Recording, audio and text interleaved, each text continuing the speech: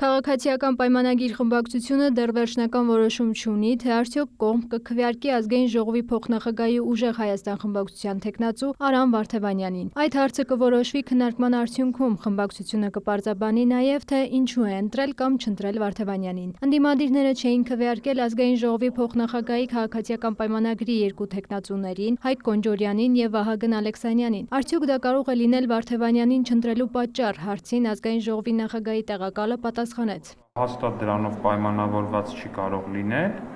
որտեղ դա ինչ-որ մանր քինախնդրության նման մի բան կլինի, որպես այդպեսին մենք շատ ավելի բարձր ենք դրանից, կներկայացնենք թե այդ որոշումը, թե այդ որոշման պատճառները։ Որ կառավարող ուժը Վարդևանյանի օգտին քվեարկելու որոշում դեռ չունի, ավելի վաղ հայտնել էր Քաղաքացիական պայմանագիր խմբակցության ղեկավար Արուսյակ Մանավազյանը։ Մենք քննարկում չենք ունեցել, որ ես ձեզ ասեմ ինչ հարցի վերաբերյալ լոյալություն։ Իմ անձնական պետք է իր խոսքը շատ,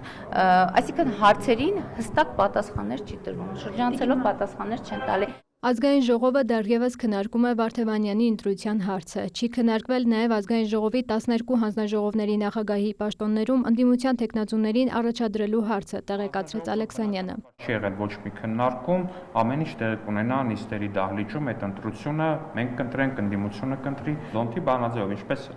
առաջին երկու հանձնաժողովը ընտրում է քաղաքացիական պայմանագիրը։ Մեկ հանձնաժողով հետո ընտրում է Ուժեղ Հայաստանը։ Ազգային ժողովի փոխնախագահը նաև պարզաբանեց, արդյոք չի բացառվում, որ Ազգային ժողովի նախագահ Ռուբեն Ռուբինյանի առաջարկած բարեկրթության օրակարգից նորընտիր Ազգային ժողովի падգամավորները շեղվեն, ինչպես 8-րդ գումարման խորհրդարանում էր։ Եթե ձեր ասածն է, որ կարելի է մեզ վիրավորել ու մենք պետքա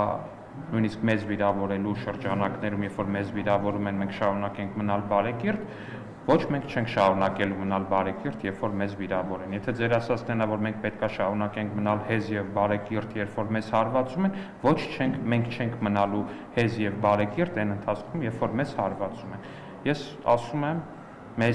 մեր նկատմամբ կցուցաբերեն հարգանք, կստանան տասնապատիկ ավելի շատ հարգանք։ Մեր նկատմամբ կցուցաբերեն անհարգալից վերաբերմունք, կստանան շատ ավելի շատ անհարգալից վերաբերմունք։ Իսկ հիմա շատ բարձ կանոն է, որը պահելը չափազանց հեշտ է։ Իսկ թե ինչ օրակարգով են ընդդիմադիր նոր ուժերը Ազգային ժողովում, Ալեքսանյանը նկատեց։ Առաջին օրվանից իսկ փորձեցին հասկանալ, թե ինչ ազգություններ է մոտիկից տեսել Ռուբեն Ռուբինյանը, հետո արդեն ամեն ինչ կարծես մնացած օրերի համար կարծես ինչ-որ առանձնահատուկ պլանավորում չունեին ու հիմա բաց նավարկության մեջ է ընդդիմությունը, առանձնապես չեմ հասկանում, թե ինչ օրակարգ են հետապնդում։ Մերի Խաչատրյան, Արամ Հարությունյան, լուրեր։